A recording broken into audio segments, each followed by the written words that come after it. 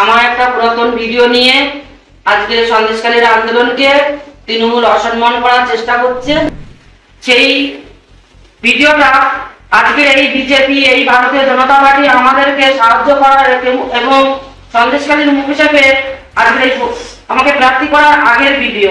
রাষ্ট্রপতি ম্যাডামের কাছে সন্দেশখালীর কিছু নির্যাতিতা মহিলাকে নিয়ে যাওয়া হয়েছে, তাহলে আমরা কারা?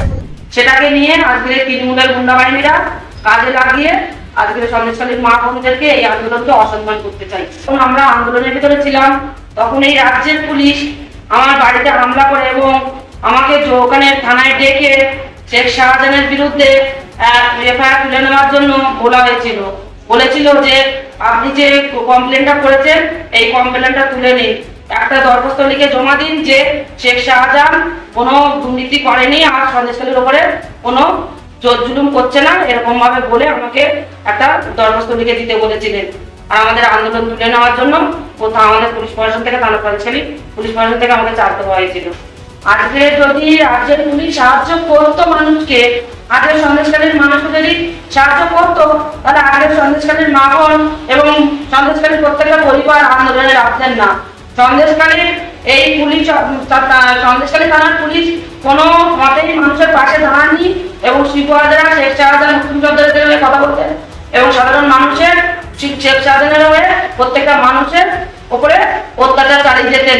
যেন রাজ্যের পুলিশ নয়, শেখ শাহজাহানের ভাড়া করা গুন্ডা ওনারা এরকম ভাবেই চালিয়ে যেতেন মানুষের উপর অত্যাচার। যৌন হেনস্থার বিষয়টা আমরা উল্লেখ করেছিলাম, কিন্তু রাজ্যের পুলিশ আমাদের পাশে দাঁড়ায়নি, আমাদের সহযোগিতা করেনি। মাননীয় মুখ্যমন্ত্রী আজকে সন্দেশখালী অত্যাচারিত মা বোনেদের পক্ষে একটা কথাও খরচা করেননি, ব্যয় করেননি। আজকে পিসি বাড়িতে মিলে প্রত্যেকটা সবাই গিয়ে শুধুমাত্র সন্দেশখালীর মা বোনেদের উল্লেখ করে গাড়ি গালাজ এবং নোংরা কথা বলে চলেছে। আজকে যে সন্দেশখালীর মা বোনেদের পাশে এসে দাঁড়ানো দরকার ছিল সেটাও তিনি করেননি।